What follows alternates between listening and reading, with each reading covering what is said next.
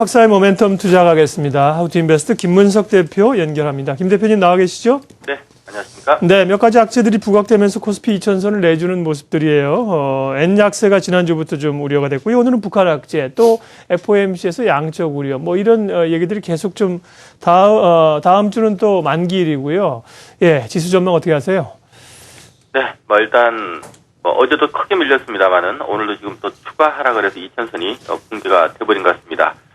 이미 이제 계속적으로 나왔던 얘기긴 합니다만은 일단 시장에서 상승할 수 있는 어떤 거리, 좀 모멘텀이 좀 없는 상황이다 보니까 엔저라든가 FOMC 또 만기일에 대한 부담감까지 함께 겹쳐지고 있는 모습인 것 같은데요. 자, 일단 어제도 잠깐 언급을 드렸던 것처럼 단기적으로 시장 분위기가 특히 엔저 우려 공포가 좀 확산된다라는 부분들은 우리 한국 증시에는 좀 부담이 될 수밖에 없는 것 같습니다. 지금 시가총 상위 기업들의 상당 부분이 이 자동차와 IT로 구성이 되어 있기 때문에 결국 엔저 우려가 확산되면서 시총 상위 자동차와 IT가 좀 당장 발목이 잡혀버리는 이러한 상황이 되면 아무래도 지수는 좀 올라가기가 단기적으로 좀 힘들 가능성이 높고요. 자, 게다가 이제 또 우리가 FOMC 관련된 일정들이 아직 있죠. 이 12월 17일, 18일, 12월 3주차에 열리는데요. 자, 일단 저는 개인적으로 이번 12월 달 FOMC 회의에서 출구 전략이 시작되지는 않을 거라고 생각을 합니다만은 어쨌든 시장은 이번 주 고용지표 발표를 앞두고 또 여기에 따른 어떤 불확실성, 경계감들은 또 있는 상황이고요.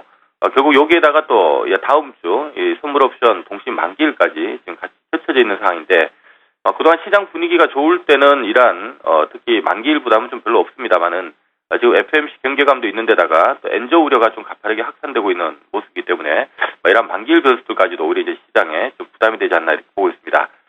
지금 코스피를 구성하고 있는 산업들 화면을 통해서 좀 보면서 설명을 좀 드릴 수 있도록 하겠습니다. 준비된 화면은 이 코스피를 구성하고 있는 산업을 이제 시가총액별로 제가 쪼개놓은 부분인데요.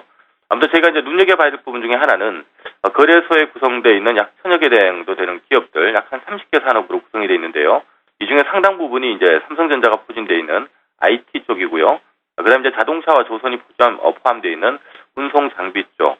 그리고 그 외에도 제가 전반적으로 보면 화학이나 이 철강을 포함해서 이 수출 업종들이 시가총액의 좀 큰 부분을 차지하고 있습니다. 자, 일단 어제부터 갑작스럽게 엔저 우려가 좀 많이 강하게 확산되는 모습인데요. 우리가 현재 지금 현대차 그룹의 어떤 시가총액 크기를 감안할 때 시장에 좀 부담이 될 수밖에 없는 부분이고요. 일단 이러한 엔저 우려 자체가 IT 쪽으로도 분위기는 가전업체를 중심으로 해서 그대로 이어가기 때문에 일단 이쪽 두 부분에서 단기적으로 엔저 우려의 발목이 잡힌다면 시장이 좀 부담이 될 수 있는 요인이라는 것을 제가 참조를 해야 될 것 같고요. 두 번째는 앞서도 잠깐 언급드렸던 것처럼 현재 준비된 화면은 이제 시가총액 1등부터 30등까지 기업을 이제 시가총액별로 나눠놓은 건데요.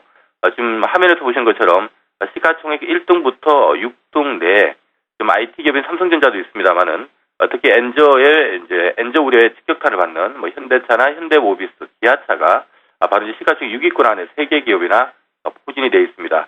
결국 이제 이들 기업들이 시가총액을 고려할 때 당장 엔저 우려가 어느 정도 좀 완화되기 전에는 시장이 좀 강하게 올라가기는 좀 힘든 상황이라는 것을 제가 좀 인지를 해야 될 것 같고요.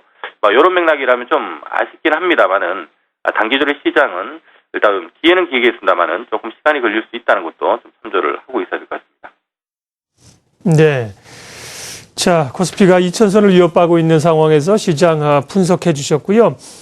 네, 그러면 단기적인 대응 전략을 어떻게 조정을 기회로 삼습니까? 아니면 비중을 좀 줄입니까? 관심 섹터는요? 네, 자, 어제도 말씀드렸던 것처럼 결국 이번 위기도 기회가 될 걸로 봅니다. 하지만 추가 하락이 나올 것 같다라고 언급을 드렸죠. 아마 시가총액 큰 기업들이 대부분 IT나 자동차로 좀 구성이 되어 있다 보니까 당분간 이제 엔저 우려로 인해서 이들 기업들 쪽으로 좀 강하게 매수세가 들어오기가 좀 힘든 상황입니다. 이렇게 된다면 지수 자체는 좀 크게 올라가기는 좀 힘들 수가 있겠죠. 그래서 결국 위기가 기회가 되겠습니다만은 조금 시간이 필요할 것 같다라는 말씀을 먼저 드려야 될 것 같고요. 일단 이러한 그 시장 대비 좀 상대 강세를 보일 수 있는 쪽을 좀 찾아 나서야 될 것 같은데요. 먼저 첫 번째로 엔저 관련해서는 아무래도 이제 외국인이나 이 기관들, 펀드 매니저들 입장에서는 지금 IT나 이 자동차의 시가총액 크기를 고려할 때 대부분 IT와 현대차 그룹을 많이 가지고 있겠죠. 자, 이쪽을 아마 또 좀 불안하면 비중을 좀 줄여야 되는데 줄여가지고 현금 확보하지는 않을 것 같고요. 다른 업종으로 아마 옮겨 탈 겁니다. 상대적으로 엔저 피해에서 좀 상대도 영향력이 좀 낮은 업종들, 즉 화학업종이나 이 금융, 내수주 쪽으로 이제 수급이 좀 돌아설 가능성이 없기 때문에 시장이 좀 지지부진하더라도 오히려 화학이나 금융 내수 쪽은 상대 강세가 좀 나올 가능성이 높다라고 보고 있고요. 자, 두 번째 이제 FMC에 관련된 부분인데요. FMC에서 추굴구 전략이 시작되면 어떡하나라는 경계감이 있는 상황이죠. 이런 상황 속에서는 아무래도 이 원화 가치가 강세로 돌아서기는 좀 힘듭니다. 이렇게 된다면 외국인들이 들어오기가 당분간은 좀 관망세가 이어질 가능성이 높고요. 자, 이렇게 된다면 외국인들보다는 연기금이 선호하는 종목 쪽으로 좀 관심을 갖는 전략이 필요하고요. 세 번째로 지금 현재 이 엔저의 직격탄을 받고 있는 이 자동차나 IT 쪽 같은 경우는 추가 하락이 좀 더 나올 걸로 예상을 하는데요. 이 추가 하락 시 분할 매수 측면에서 조금 더 추가 하락을 좀 점진적으로 모아나간다는 관점으로 접근한다면 좋은 전략이 되지 않을까 이렇게 보고 있습니다. 관련해서 IT주 내에서는 SK 하이닉스를 관심주로 좀 소개를 드릴까 합니다. 자, SK 하이닉스 차트를 좀 보도록 하겠는데요. SK 하이닉스는 저희가 연초부터 자주 언급을 드렸죠. 올해 흑자 전환과 함께 내년도 사상 최대 실적 갱신이 예상된다라는 말씀과 함께 주가 조정받을 때마다 저가 매수 기회를 보자라고 말씀을 드렸고요. 아마 연중 최고점 3만 원대를 강하게 뚫을 것이다라고 얘기를 해드렸는데요. 최근에 좀 많이 오르긴 올랐습니다. 많이 오른 상태에서 어제 엔저 얘기 나오면서 IT 자동차 빠질 때 같이 빠지는 모습이었는데요. 제가 좀 주목하고 있는 부분은 지금 IT 기업들 같은 경우는 가전업체들은 엔저의 영향을 받습니다만은 사실 반도체 관련된 기업들은 일본하고 직접적으로 지금 경쟁을 강하게 하진 않죠. 일본 중에서 지금 일본의 반도체 업체 중에서 시가총액 지금 시장 점유율 탑 10 안에 드는 건 이제 도시바 한 개밖에 없고요.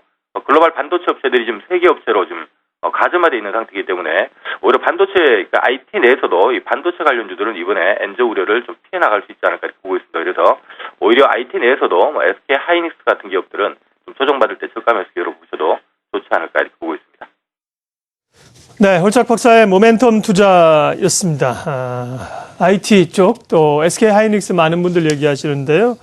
김문석 대표도 좋게 보시네요. 하우투인베스트 김문석 대표와 함께했습니다. 고맙습니다.